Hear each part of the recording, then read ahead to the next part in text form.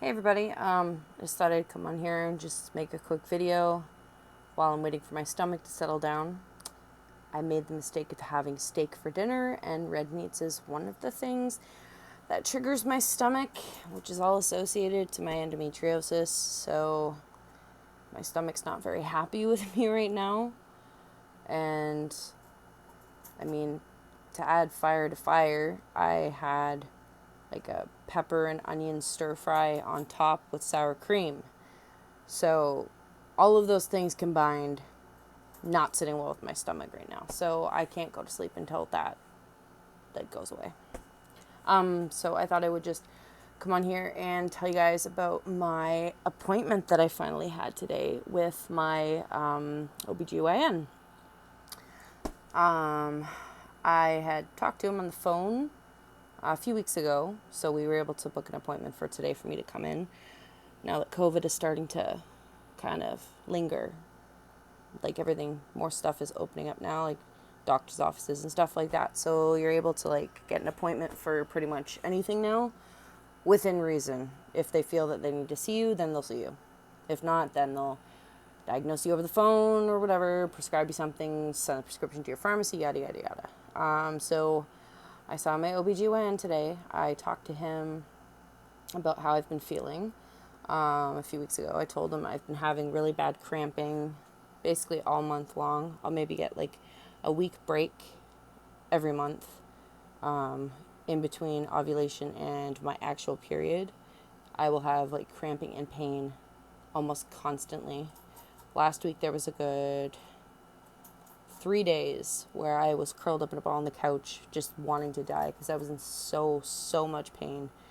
And it's always, the pain is always usually in the same spot. It's usually around my C-section scar or in my lower back. So last week it was kind of between the two, but either way it was still very, very uncomfortable, and I felt sick because of it. Because I was in so much pain, I actually felt sick, which doesn't help because I pretty much feel sick almost every day. So, so he had me come in today so we could discuss further options, what else we can do. So at this point, our only option, since I have exhausted basically all medical birth controls and hormone stuff that is covered by my insurance, and I can't afford to pay for anything that's not covered, which could help, but in the end, if I ended up paying for it and it just didn't help at all, like everything else hasn't. So I just said, okay, we'll just go with this method. So what we're going to do is I have been scheduled on October 30th for an exploratory laparoscopy. I see my mom laughs at me because of how I say it. It's laparoscopy. I think it's how it's pronounced, laparoscopy. I say laparoscopy. She laughs at me, but that's just how I say it.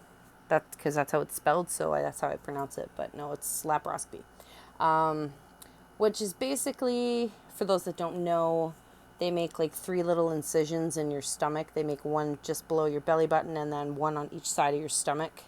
There's like a camera, and then they have like these clampy thingies that they put inside you too.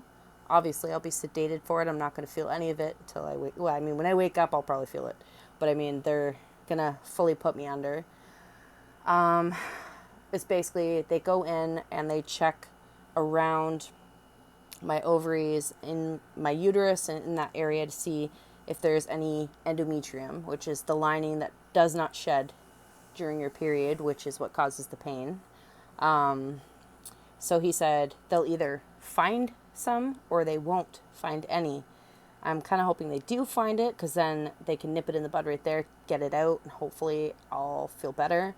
I know laparoscopies aren't always successful, and a lot of women end up in more pain than they were before. But he's kind of leaning more towards adenomyosis, which, if that's the case, that it's adenomyosis, which they'll be able to see as well. He'll be able to tell the difference between adenomyosis and endometriosis. But he basically said adenomyosis is easier to treat. All they have to do is just give me a hysterectomy and it'll go away. which I'm okay with. I'm not going to be having any more kids in the future anytime soon. I've already had my tubes tied anyways, so I mean, no more children from me anyways. So right now that's basically where we're sitting. So it's either they're going to find something or they don't find anything. So like I said, I hope they find something so then I can get this taken care of, because I am tired of feeling sick all the time and tired of being in pain all the time. It's taking a huge toll on my life.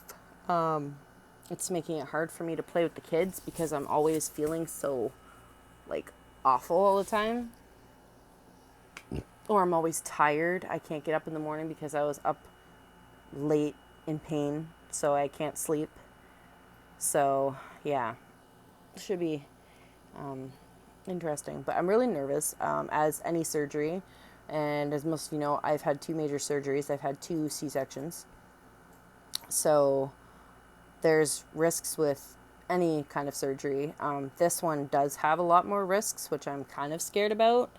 One of them being I can bleed out and need a blood transfusion, which I already gave permission for them to give me blood transfusion if I need one. Worst case scenario is death, but that's very rare. Other organs could go into failure or be affected. So like my liver, my intestines, my bowel, stuff like that could be affected. Not necessarily during surgery, but it could be complications that arise after surgery, which they would have to go in again surgically and correct them. I'm hoping that my stomach issues aren't like because there's endometriosis growing on my bowel and in my intestines. I'm really hoping not, because then that's going to be a problem in the future, because they won't be able to actually take that endometriosis out. They would have to like surgically go into like my intestines and stuff and like remove it somehow.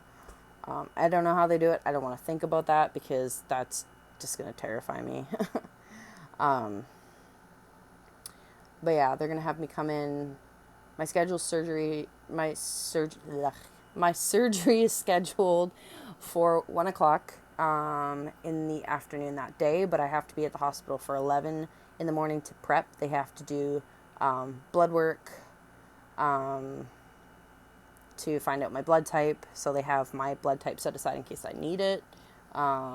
They have to get the IVs hooked into me, get me in like a room, like a recovery room and all that stuff. I have to do a bunch of paperwork. They got to take my weight, my blood pressure, and then they have to give me, I think he said, an injection for blood thinner. It's a blood thinner injection, so that will help me not bleed out. They're going to give me anti-nausea medicine like they did with my C-section, which, oh my God, I hated that stuff. It was the most disgusting thing I've ever had to drink. Like, I can't even explain how it almost tastes like club soda, but even more bitter. Like, it was gross. And I'm hoping I don't have to drink that again, but I might have to. They might give me anti-nauseants. Although, I'm going to be asleep, so it's not like I'm going to throw up in my sleep. So I'm going to be asleep for the whole thing, so I'm not going to feel anything. But like I said, I'm being fully sedated, which is, like, scary to think about. And then a week before, I think I have to get some other stuff done too. I don't remember, but everything's all in my pre-op book, so I have to read through the book and fully understand what's going to happen. And hopefully my father-in-law is going to take me there and pick me up, because they've said for the first 24 hours after waking up, I cannot do anything. Basically, I have to stay in bed. So that'll be nice. I can relax in bed and watch Netflix or whatever, or just play Animal Crossing. I don't know. We'll see how that goes. But like, I can't do anything for the kids. Like, I can't change TJ's diaper. I can't bathe either of them. I can't fix food for myself, get a drink for myself, or anything like that. Basically, I have to take it real easy for 24 hours. I can only get up to go to the bathroom. And then my doctor said for up to 2 weeks after surgery, I have to try and take it real easy because infections can form inside and stuff like that. So I have to be careful I don't tear like my stitching inside and all that stuff, and just try and relax as much as possible. So Michael will be taking a week off work to help me, which is wonderful. So I'll have lots of help. So I think we got this, and I'm not working right now, so I don't have to worry about taking time off work. Thank God for that. But yeah. So that's how that is going. I probably will maybe make a video the day of, and I'll do a before. Oh, see, I'm tired again. I'll do a before, like before I go in, and then I'll make a video of myself after when I'm coming off the sedation, because I want to see how fucked up I was on the sedatives. So, yeah.